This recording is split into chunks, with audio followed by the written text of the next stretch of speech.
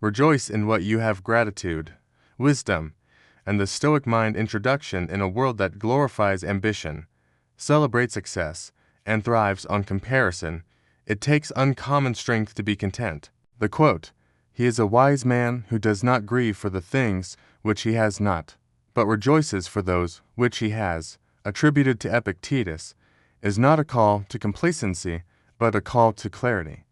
It is an invitation to shift from scarcity to sufficiency, from chasing illusions to honoring what is real.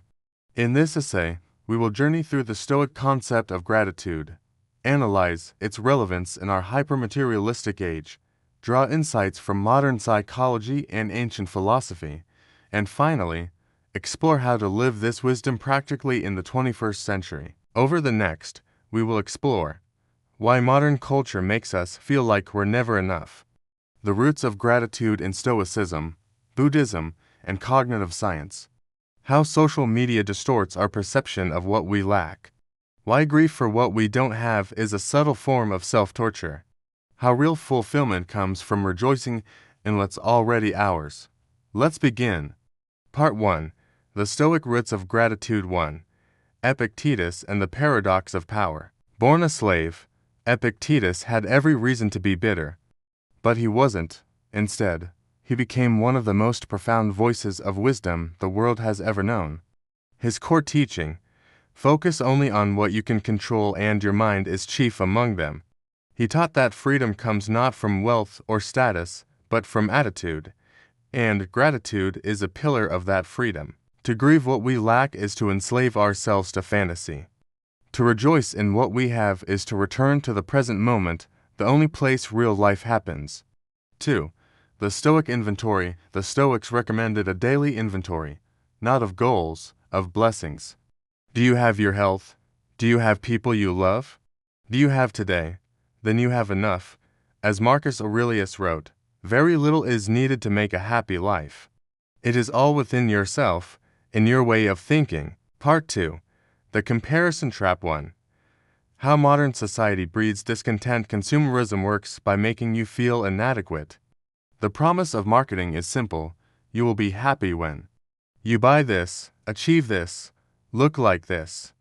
But the moment you attain it, the bar moves. Social media compounds this. Everyone's highlight reel becomes your standard. The family vacation, the six-pack abs, the dream house, it all feels like it should be yours. But this is illusion. You're not seeing reality. You're seeing a curated fiction. 2. The neuroscience of lack. Psychologists call it the negativity bias. Our brains are wired to focus on what's missing because, in prehistoric times, that helped us survive. But in a world of abundance, this wiring becomes toxic. Gratitude rewires the brain. Studies show that people who practice daily gratitude report higher levels of happiness, lower stress, better sleep, and even stronger immune systems. Gratitude isn't just spiritual, it's neurological. Part 3. The Delusion of More. 3. Chasing the horizon. Have you ever said, once I get that job, then I'll be happy. Once I find the right person. Once I move abroad. But when you got it, the happiness faded. This is the hedonic treadmill. We adapt. The joy of the new fades. Then we chase something else, but the treadmill never ends. Rejoicing in what you have is the only way to step off it. 4. Minimalism and Stoicism. Minimalism isn't about having less. It's about needing less. Stoicism preached this centuries ago. Seneca wrote, "It is not the man who has too little, but the man who craves more, that is poor." Real wealth is learning to want what you already have. Part 4. Applied Wisdom. Everyday Gratitude. 1. Morning practices. Start your day with 3 things you're grateful for, 1 thing you often take for granted, 1 person you appreciate. It rewires your emotional tone for the day. 2. Crisis perspective. When facing hardship, ask, what do I still have? Who still loves me? What strength can I gain from this? Gratitude doesn't ignore pain, it reframes it. 3. Death as a reminder. Memento mori.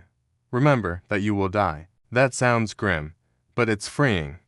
You don't know how many sunrises you have left. Every moment is a gift. Every breath is borrowed time.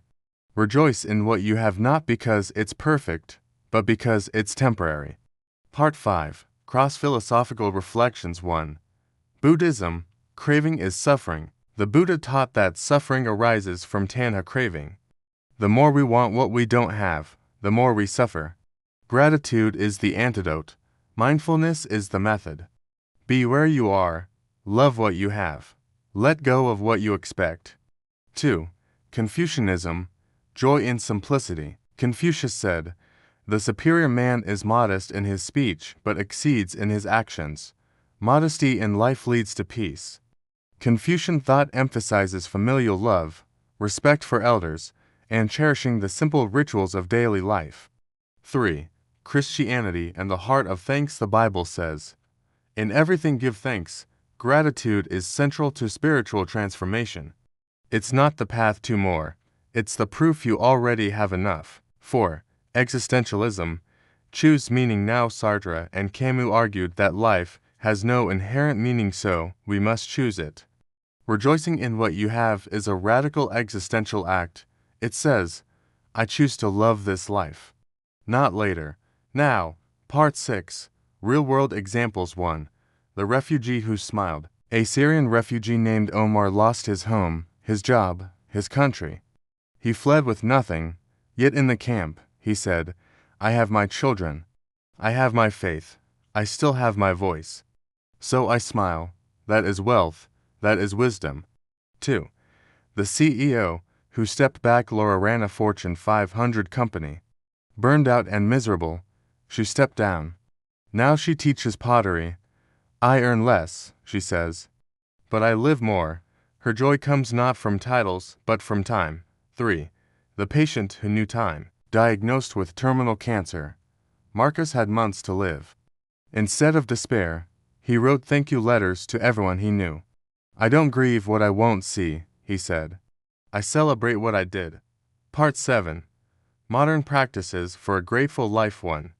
Journal every night. Reflect on what you appreciated today, what you would miss if it were gone tomorrow. 1 lesson learned from adversity. 2. Digital detox. Unfollow accounts that trigger envy. Curate your feed for inspiration, not comparison. Reduce screen time. Increase real time. 3. Share your thanks publicly. Tell people what they mean to you. Don't wait until their funeral. Make gratitude loud. 4. Choose your metric. If success is defined by money, you'll never have enough. If success is defined by meaning, connection, and peace, you already win. Conclusion: gratitude is strength. Epictetus was right. It is not wise to grieve for what we lack. It is wise to rejoice in what remains. To live this way is not weakness, it is radical courage. To say, I am enough, I have enough. I will honor this life while I have it. That is philosophy. That is wisdom. That is freedom.